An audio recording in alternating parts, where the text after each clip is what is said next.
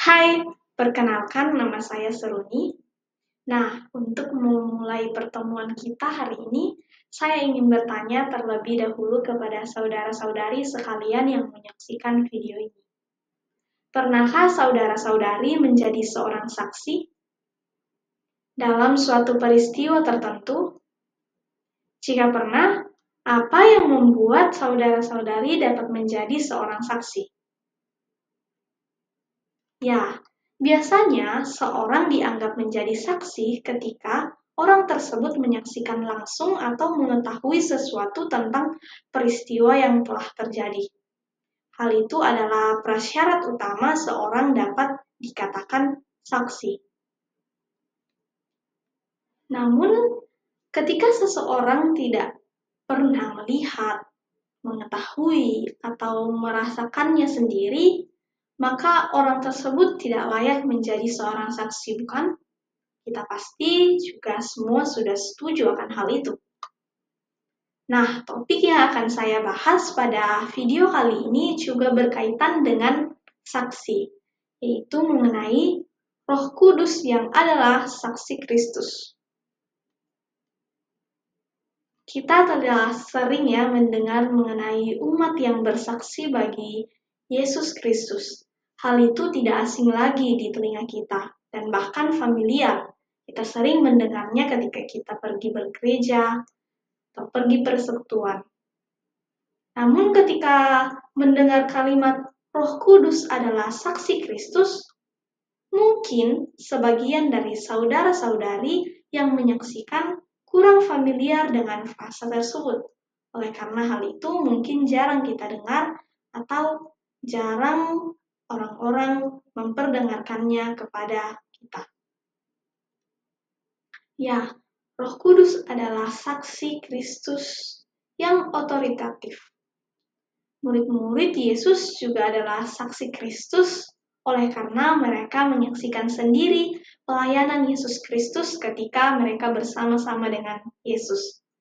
Namun tidak seperti kesaksian Roh Kudus. Roh Kudus dikatakan adalah saksi yang otoritatif daripada murid-murid Yesus sendiri. Mengapa? Karena Roh Kudus telah bersama-sama dengan Yesus dari sejak dikandungan oleh Maria. Dan Dia yang memelihara dan menjaga Yesus Kristus dalam kandungan supaya tetap kudus dan terhindar dari dosa. Nah, hal itu bisa dilihat dari Lukas 1 ayat 35. Roh Kudus juga ada ketika Yesus Kristus akan memulai pelayanannya.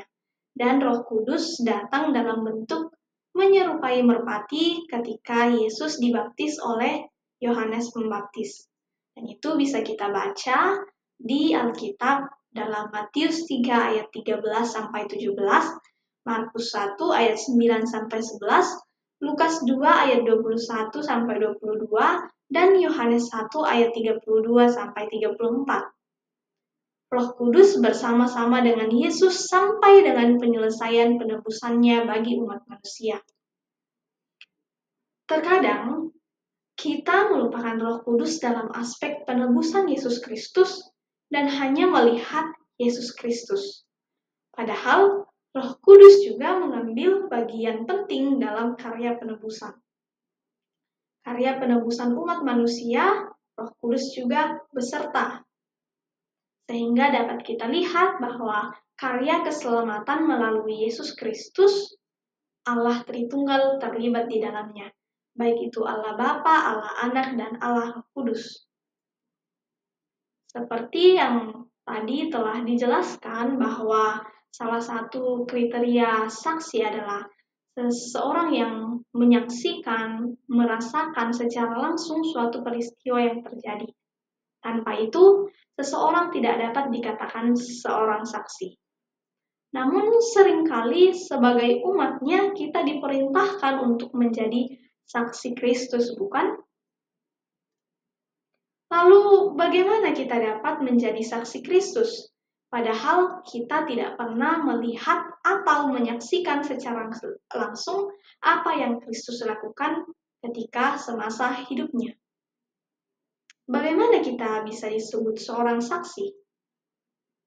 Jawabannya adalah kita dapat menjadi saksi Kristus ketika kita telah lahir baru dan Roh Kudus ada di dalam kita. Oleh karena Roh Kuduslah yang menjadi saksi otoritatif, sehingga ketika Roh Kudus diam di dalam kita, kita dapat menjadi saksi Kristus. Melalui Roh Kudus, kita dapat mengalami kasih Allah yang luar biasa, melalui pengorbanan Yesus Kristus di kayu salib. Oleh karena Roh Kudus bersaksi di dalam kita mengenai Yesus Kristus. Seperti yang dikatakan dalam Yohanes 15 ayat 26, "Jikalau penghibur yang akan kuutus dari Bapa datang, yaitu Roh kebenaran yang keluar dari Bapa, ia akan bersaksi tentang aku." Kita disebut saksinya oleh karena Roh Kudus yang memampukan kita. Maka dari itu, mari kita menjadi saksi Kristus dengan penuh kerendahan hati, oleh karena kita dimampukan oleh Roh Kudus untuk dapat merasakan kasih Kristus yang bersaksi di dalam kita. Sehingga kita pun dapat membagikan kasih Kristus kepada semua orang. Demikianlah video kali ini. Bye!